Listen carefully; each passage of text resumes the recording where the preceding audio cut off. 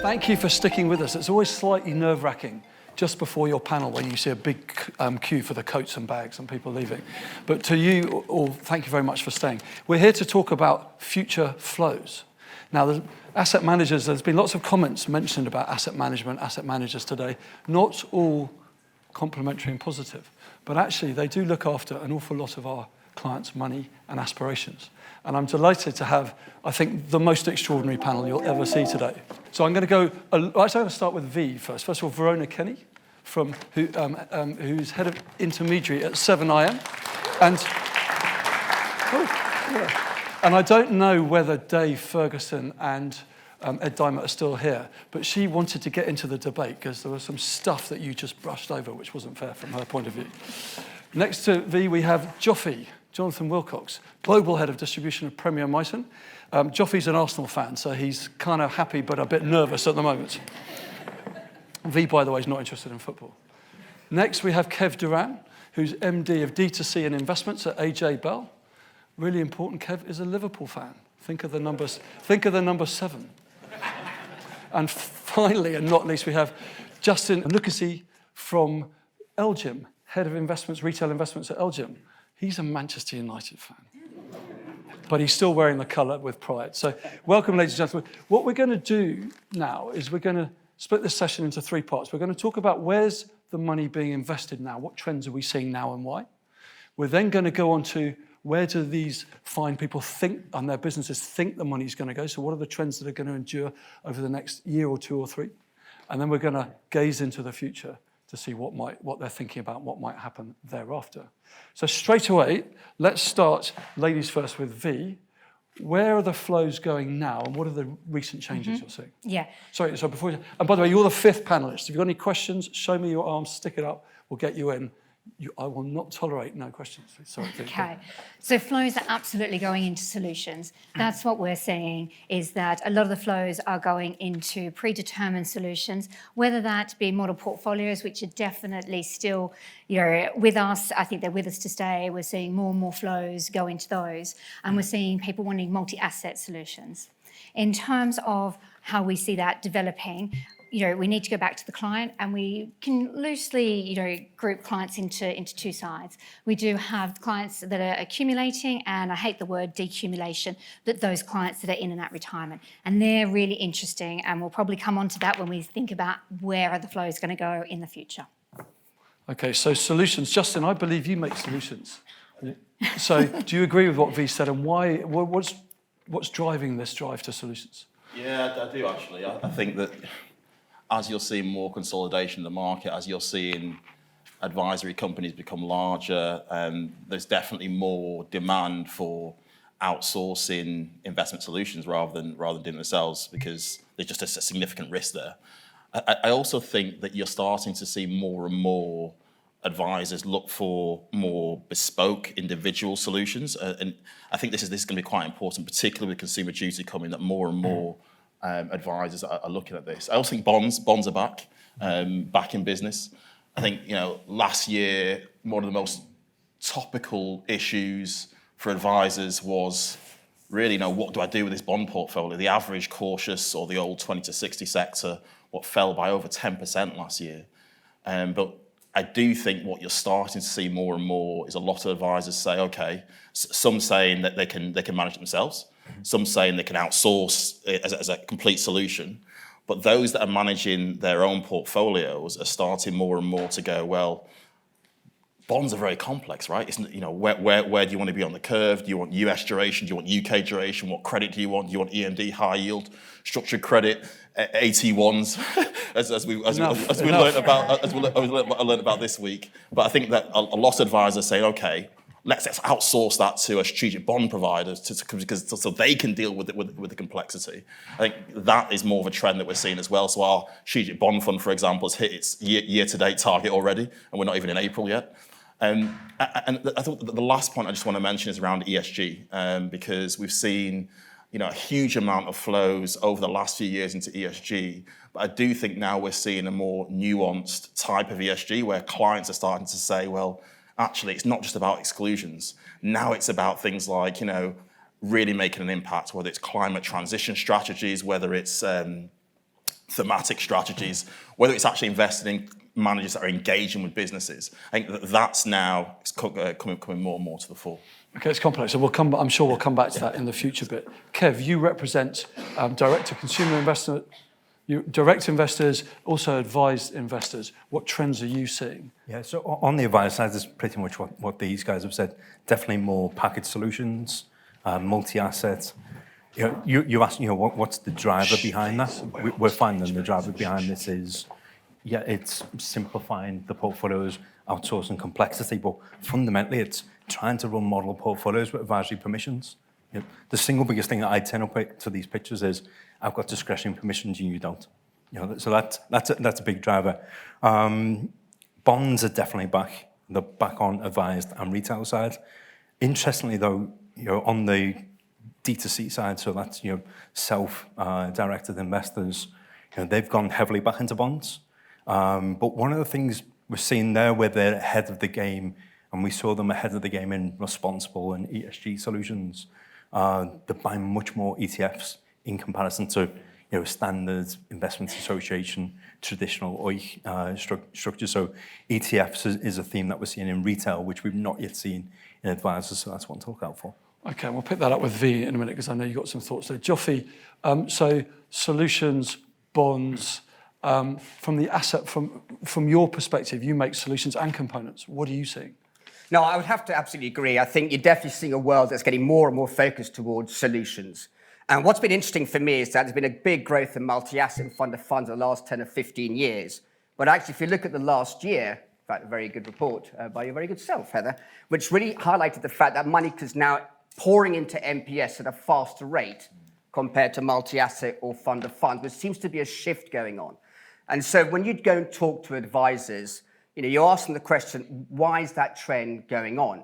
And actually, many advisors are saying, I don't want to buy funds anymore. I want to buy a service. And I think that's a really key distinction that investors or advisors now going, I don't want to be a fund selector. I want to be a service buyer and give a service to my clients. And you're starting to see that shift. And it's bringing new entrants into the market, moving just away from the traditional fund of fund or multi-asset players. There's some new MPS players now sort of storing up the tables on terms of getting new money in. So I think that is definitely one trend. I'd absolutely agree with you. I think fixed income is back for all the reasons that Kevin and Justin already mentioned. Fixed income is an investable asset class again, when it wasn't even 18 months ago, and for the last 10 or 15 years. Talk to advisors, they go, I didn't want to buy fixed income. I bought it because I had to, because it was part of a model portfolio. Or I don't really want to buy fixed income. I wanted to get maybe quasi-equity return, so I'll buy a high-yield fund and give myself some kind of quasi-equity return. But today you can get 6 or 7% yield on fixed income. It is now an investable asset class again. And what's been really interesting, you go and talk to advisors and wealth managers, and quite a few have observed to me, actually, I haven't really looked at bonds before. I'm only coming to this industry post-2006, 2007. Can we get some help in understanding what a bond is and where should I invest in fixed income? So that's been interesting. The third bit we haven't mentioned, of course, is cash is back. It's been uninvestable for the last 10, 15 years, causing a real drag. Maybe not that much of a real drag on returns, but cash is now a genuine, credible alternative investment place for us to think about for our advisors. So I think those are the three things for me. It's solutions, fixed income is back if you're making your own selections, and definitely cash, I think, is a genuine alternative. Okay, V, I think Kev made a point about direct consumers buying ETFs more. You've got a slightly different experience in the advised world, haven't you?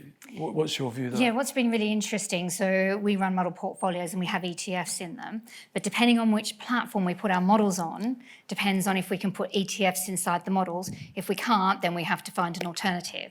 So it's actually really is it the platform tail wagging the investment dog there? Because that actually defines, so when we speak with advisory firms, we fully explain if you buy the model here, you can have ETFs. If you buy it there, you'll get an alternative. And the decision comes down to the platform rather than purely what will sit inside the model. So Dave Ferguson 1, Ed Diamond 0 on that one. Anything you want to add, guys? I was just going to say on Joffrey's point there on the MPS, and there definitely is a trend towards MPS solutions as opposed to multi-asset. That said, some of the conversation we're having in the past couple of weeks, particularly around CGT allowances, people are saying, I might want my GIA, I might want that wrapped within a fund structure. So I think it's important as providers that we're offering people choice. And that is a really good point, actually. The change of CDT, we'll come on to talk about, no doubt, when we talk about retirement income. I think it's one of the trends for the future. But I absolutely agree with you. Within a multi-asset structure, actually, it's more tax efficient when you've no longer got a decent capital gains tax allowance to play with. I would absolutely agree. It's my job to say it's a good point, not yours. Okay, sorry. No, I was going to say about ETFs. I think that we're going to move on to the future, but I think that within model portfolios, as the ETF universe expands, I think platforms have to start to embrace ETFs within structures because they're just so flexible. And yeah, we would love to have ETFs across our portfolios, but we simply can't. Yeah, and I'd add to that about the cost side as well. Yeah. So normally you can access ETFs at a much lower cost. So in a way, when we have to replace, we're actually putting more cost, and dare I say it, under consumer duty, that's not the right outcome. And actually, another driver of ETFs as well. Sorry, but you have to wait. Another quick driver. Another driver has been clients for the last year and a half looking to try and access commodities and gold, etc., defensive plays. You just can't express that in a normal unitized structure. Back to you. Thank you. I can go now. Any questions from the floor on just what's happening at the moment? James, let me throw you this. Hang on, because people can't hear you otherwise.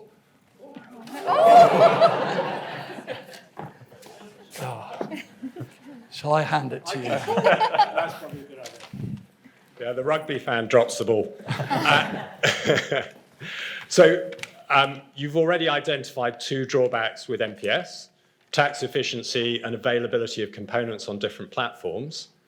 So, what's happening in terms of why MPS? Is this a product push rather than multi-asset funds? And then the second question is, for the advisor, they have to do due diligence. Now, with a fund structure, the returns are auditable, it's fully transparent. With an MPS, there's no reliable, auditable performance history. You don't really know what you're getting. How do you make the decision? Okay, so why, go on then. What are the reasons why people buy MPS over multi-asset, apart from it's hard to run the money? I think there's two reasons. One is cost base, so you remove a layer of custody. If you think of your Vodafone share, sits in 3 layers of custody, one in the fund, one in the MPS, and then one on the platform. So you remove a layer of custody. But that's a small bit. I think it's largely presentational. Do you want to present to your client a single line with a single price, or do you want to see the myriad of dancing bits underneath the hood? I think the MPS structure presentationally looks more attractive. Anything to add to that, Vee? Yeah, I would add that, for a lot of advisory firms, it's not one or the other. It is about choice. And it is about using the right, whether it's a model or it's a fund, whichever tax wrapper they want to put in. It's about having the choice. And I think that's the really important bit, because one's not right or wrong. No, Okay, Justin's turn. sorry. Yeah, no, I think what we're seeing is, since we launched our MPS a couple of years ago, is that being able to bespoke your own portfolio, put it in your own name, etc., that's having a real influence, where essentially advisors can say, well, actually, these are the guardrails I want you to work in. You can't really do that within a fund, because the fund is it's owned by the asset manager. But as soon as you start to advise, starts to put guardrails and invite you to investment committees, etc., they can bespoke it to meet their needs. So it's more geared towards the advisor business and perhaps their customers, and we'll talk a bit more about personalisation later on. Joffrey, do you want to answer the second question, which I can't remember what it was, do you? Oh, due diligence. Yeah, and I think that's a really good question. And I think, but it comes back to where the advisor is. And for me, what I'm hearing from advisors is, if I buy a fund, I feel like I've got a greater onus on me of burden of proof to demonstrate that I've gone through the right due diligence, I've picked the right funds, I've compared and contrasted everything. Do I have the skill sets to do that? Whereas when I buy an MPS provider, it's more about the service proposition.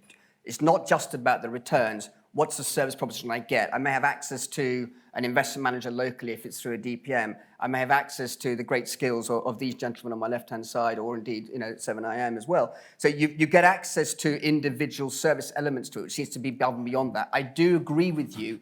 It is more challenging to compare MPSs, although having done the exercise ourselves, you start to see people like Morningstar beginning to do that. There are other, without, can I name? If Morningstar or other suitable provider, you're now starting to see this being picked up by those sort of entities and starting to compare and contrast MPSs. So I think it'll be easier, more visible going forward. Back to you. Okay, one more question, and it's a bit of a laugh because it's coming from the back of the room. A question for Kev. You said more people are buying ETFs. Kev, do you mean more people are buying indexing, or do you mean more people that buy indexing are buying it as an ETF? And full disclosure, I'm an AJ Bell client, and the reason I buy ETFs with you is because you don't charge me basis points on them, whereas you would with funds. So to what extent is that more people buying ETFs or indexing, or are people gaming your charging structure? Okay, so there's definitely a trend irrespective of pricing structure, because we see it on the Advise platform as well. We're just not seeing it to the same extent as we do on the D2C platform. Kind of watch the space on pricing. You heard it here first. You actually did. But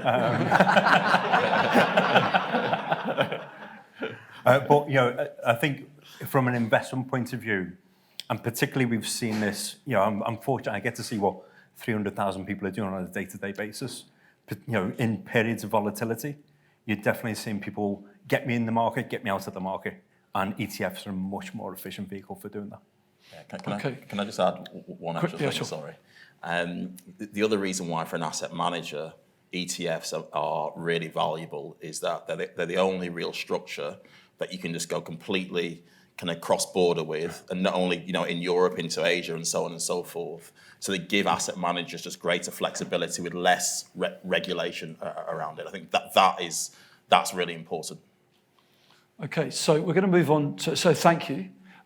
So we're going to move on to what do you envisage happening over the next year or two or three, and how your business is gearing up for that. And so V, you started this with thinking about retirement, or I've used retirement, or drawing from your assets rather than the D word. So what are you seeing? What are you thinking? Yeah, so we're seeing lots of activity around that space, and I think we're going to see a lot of innovation, a lot of change. You always say that when a client comes in and starts to speak to their advisor, they never start a retirement conversation with what's my exposure to European equities. They start the conversation with, do I have enough, and will it last the distance? And those are the two fundamental questions that the advisor needs to ask. And the advisor needs to pull all the levers that they have. And this is where, as an industry, we need to be really innovative to make sure that they've got the really flexible solutions. They've got the right investment solution, but the right investment solutions over time horizons. They've got the right products. And dare I even say the word, maybe they need an annuity. Maybe they need a guaranteed income.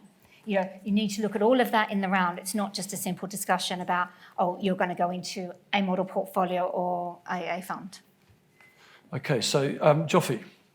Well, 85, and I agree with V, I think 85% of the investable wealth in the UK, if you exclude your houses, is owned by those aged 50 and above. It's in the same generation, the baby boom generation, that's got older and older with that wealth. And so for the last 30, 40 years, I think as an asset management industry, we've just been focusing on generating growth, trying to fulfill that accumulation of wealth outcome for that point of retirement. And I think what we now have to do as asset managers, think about what does that look like? What do those solutions look like to generate income in retirement? And so you sort of think about the investment or the retirement pyramid, where you've actually clearly got your state pension or your defined benefit final salary scheme that generates a form of income to meet needs and potentially some degree of wants.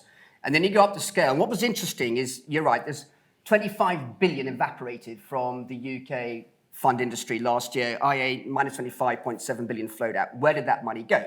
It may have gone to cash, it may have gone to national savings and investments, maybe it went to annuity. So I've been trying to test this theory by talking to IFAs. And what was really interesting is we've lived in a world now since 2015, since Pension Freedom Day, where you don't have to buy an annuity. And of course, annuity rates have been minimal anyway for the last 4 or 5 years, as we know why. Now you can buy an annuity. And the IFAs that I've been talking to, literally in the last 2 or 3 weeks, have said, we have been talking to our clients about an annuity. You know, get 4.5 up to 6, depending whether it's RPI linked or not, depending on your age.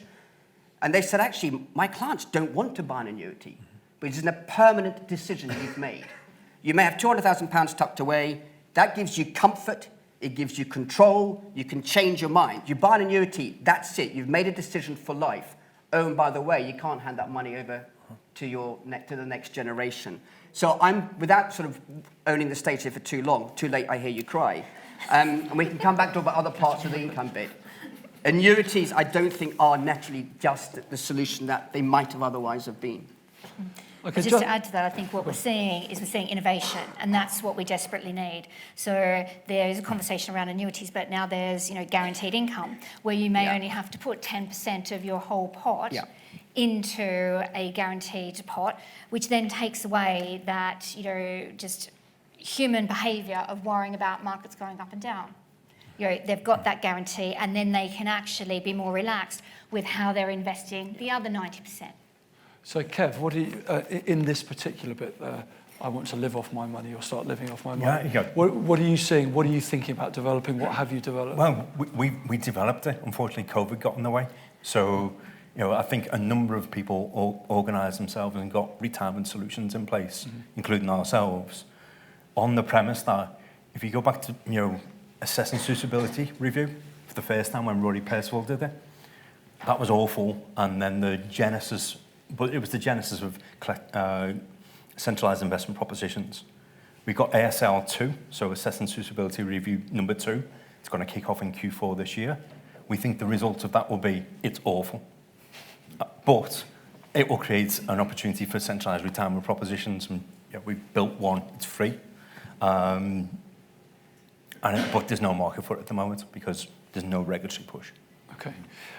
Justin, how does the different needs, if you like, the different, when you're living off your savings, how does that change, or does it change strategic asset allocation and what people need to think about?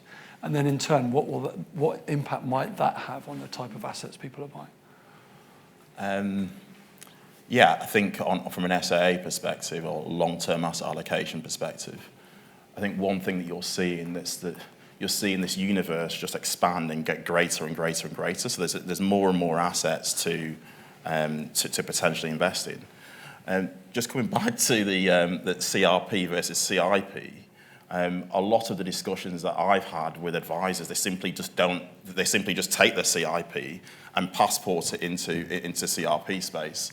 And I think the risks are clearly different. And just looking at a simple risk profile, a volatility-based risk profile, I just don't think is probably the right way to look at retirement solutions. So one of the things that we do is we partner with our retirement business, where we've got part annuities, guaranteed income, et cetera, and we try and blend it alongside the fund engines, which seems to be getting traction. But I think there's still a lot more work to do for us as asset managers to educate advisors, I think, on that. Okay, Jov. Yeah, I think it's a really interesting point here is that you can't just naturally transport CIP into CRP. And one of the things that worries me is that we live in a world where people have gone through accumulation and now talk about decumulation. Yeah. But if you get the maths wrong and you just take an increasing income, because inflation requirements suggest an increasing income in the next few years, ignoring the fact, the retirement smile, off a declining asset base, which is what we saw last year through market falls, you are going to potentially hurtle towards the ground, running out of money before you die. That longevity risk gets increasingly important. And I think we have to think very carefully about decumulation as a word and how we approach that, because you need to try and get a better natural income from the portfolio. Yeah. I think just coming back to your point around MPS then, I think MPS does lend itself actually quite well into this space, because if you think about what MPS is, to me, it's just a breaking up of a multi-asset fund into the component parts, whether it's asset allocation, whether it's tactical asset allocation, whether it's portfolio construction, whether it's fund selection. And what we're seeing more and more is that advisors are coming to us and saying, well, we want your asset allocation element. We want your thinking on retirement income. MPS, it allows you to do that because it's flexible and it can be more individualistic and built towards the advisor businesses. Okay, so Kev wants to come back in. I want to try and bring it back onto where's the money, what's it going to flow into? But No, it's just a quick point. The viewers that do, I don't agree on that point. Okay. Only because as people get older, their cognitive ability tends to decline. Yes. So you actually don't want the dancing part, you actually then do want a nice simple solution. Or that's certainly the research that we found. Yeah. But sorry, just keep going, go on. Coming back on that, we're working with the advisor, not the individual, though, right? So I think from an individual perspective, they want a simple solution, but advisors, I mean, that's the advisor's role, right? Like I said, the research we did was actually with advisors. We want something simple. Okay, so, and I do want, apart from annuities, be bold, what do you think people are going to buy? There's a question from a gentleman there, up there. I think you're a gentleman. The lights are too bright. We can't see. Can you hear me all right? Yep. It's a question, there's been a lot in the press over the last kind of year or two around the democratisation of private assets. Interested in the panel's view on that and how realistic that is, either today or tomorrow. That's it. Really. So is money going to flow in our world into private assets? And if so, through what? Who wants to go first? Him. Right, Justin. I mean, we tried to do quite a lot of work on this because, you've got all these private markets, asset managers, your Blackstones, your KKRs, trying to bring retailization to private assets. Clearly, the vehicles that you can invest in at the moment don't work. English limited partnerships, for example, don't really work. I do think with the regulation coming on LTAFs and LTIFs, there is going to be a way of, I think, the really kind of sizable advisors who can accept the lack of liquidity, which you're still going to get. You're still going to get a lack of liquidity. I think that there is a way to bring retail more into that private asset market. The one thing I'd just be very wary of is that, part of the reason now why we're talking about the retailization of private assets is because institutions have got enough of it. So they're right now, a lot of institutions are close to buyout. They're trying to sell a lot of these private assets. So we have to be really careful that retail isn't picking up the dregs from that the institutions are passing on. And the last thing is just around liquidity. We know just how many liquidity scandals we've had over the last few years, and it would be. I think we have to just be very, very careful that that the retailization of private assets is in the right hands. I would just add to that, in around the wrappers that you're putting those in as well. So, for example, within a SIP wrapper, it has to be really classed as a standard asset. Anything that's a non-standard asset, such as has liquidity concerns or is professional investors, cannot go into the SIP wrapper.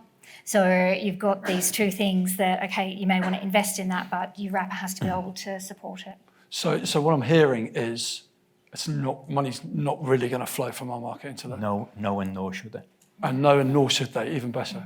Well, Geoffrey, where is it going? Yeah, I mean, I go in there. One advantage was that when I was at the IA Investment Funds Committee, one of the things for me is I do believe in the concept of the LTAF. I think it's right to give investors access to private market stuff because they get access to that through their pension schemes anyway. However, I absolutely agree with Justin's comment and Kevin's obviously natural concern is that education is critical about the illiquidity of these asset classes, and therefore you do need to think of them in a 7 or 10 year time horizon, which is what normal fund structures are set up. I think interestingly now, to answer your question as well, Match, is when you look at the world today, the need for private assets was driven by the search for yield. And that's changed. The last 12 months have completely changed that. So now you can get 5 to 6 on investment grade. You can get 7, 8, 9s on high yield. You don't need to go into illiquid instruments to get that kind of return today. So whilst I think it is a long-term play and does become part of people's portfolios anyway over the long term, I think the LTAF is a great proposition. It just needs to be democratized further, in the right wrappers. Education is important. Understanding liquidity issues is important. But actually, funny enough, right now, you don't need to go into private assets to get the income that you need. Yeah, I agree. I still don't think these guys are going to say that people are going to buy it. So, Hi. Coming back to the point about centralised retirement propositions, are you in danger of putting the cart before the horse here? Because having a solution that's asset management based sort of presupposes that there isn't some financial planning going on beforehand. The solution to the retirement income smile, the solution to the not running out of your assets, the solution to whether you need guaranteed income isn't a special asset management solution. It's good financial planning at outset. And then being able to pick up the pieces, getting your equity risk premium from here, getting your lower risk assets from here. Like, I can't understand how you can say, in fact, I'll give you an example of a firm that does do this. They go, no, we've got retirement solutions, and all they basically do is replace the equity portion with high yield bonds. You know, and this is a major asset manager insurance company, and that's their centralised retirement proposition. Like, that's very cart before horse, isn't it? Okay, so V. Yeah, no, I think you've really hit the nail on the head there, but it comes down to your definition about what a centralised retirement proposition is. It's pretty straightforward what a centralised investment proposition is, but a retirement proposition, you could argue that's more of a framework.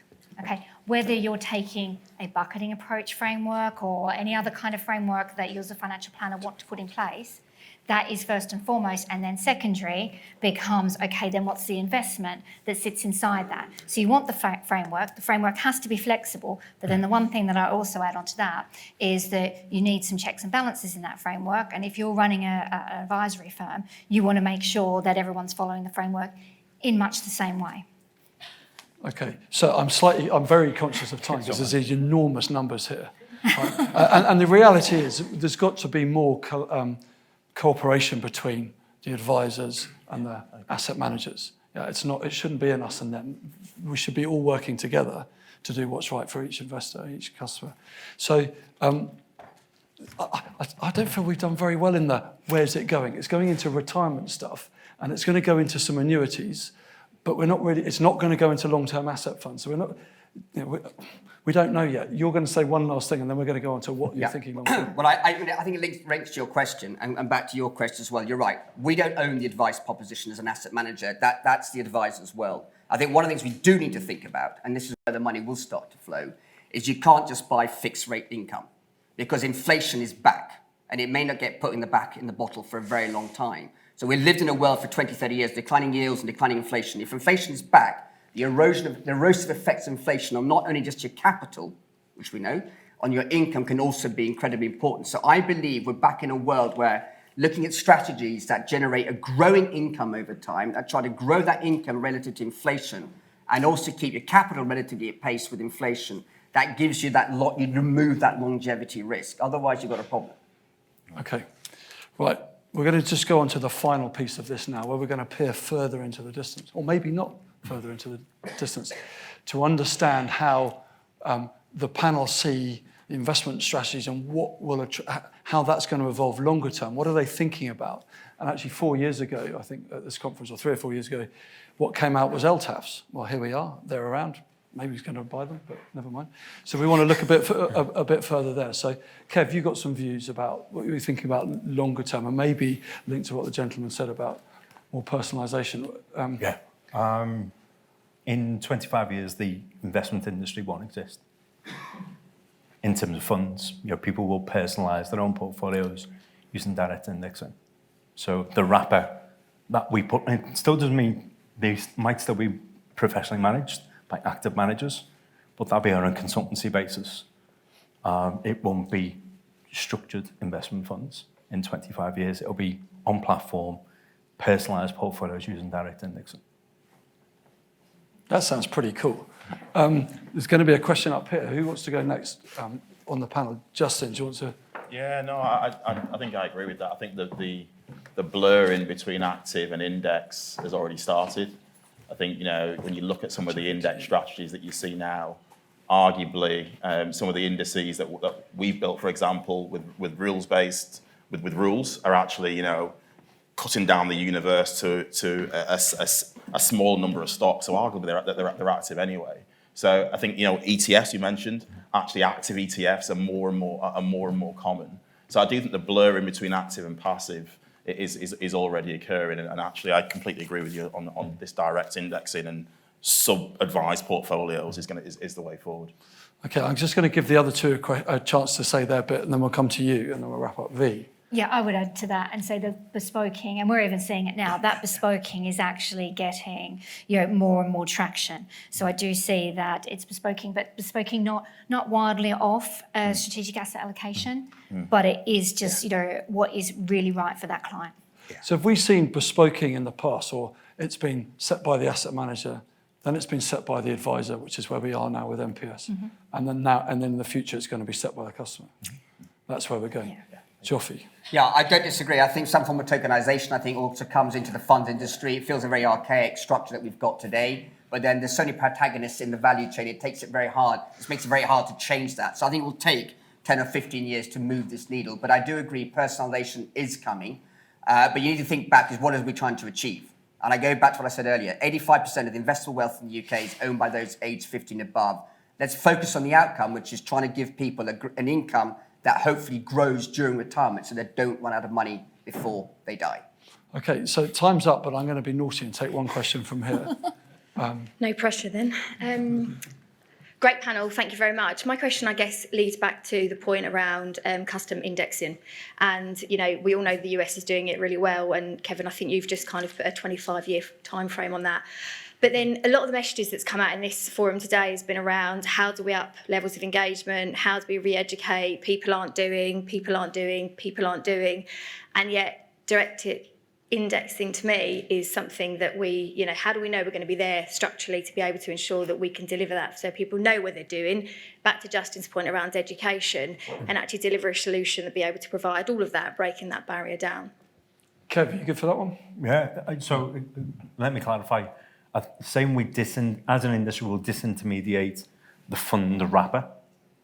I still think there'll be professional asset managers and there will always be advisors. You know, people want reassurance. And you know, we talk about there's an advice gap in the UK. I don't think there's an advice gap, there's a reassurance gap within the UK. That's what people are looking for when they're investing. Please join me in thanking Justin, Kev, Verona, and Joffy for sharing their insights and for answering most of the questions. But there's still a lot of work for us all to do to work out how we're going to help everybody in the future. Thank you very much indeed.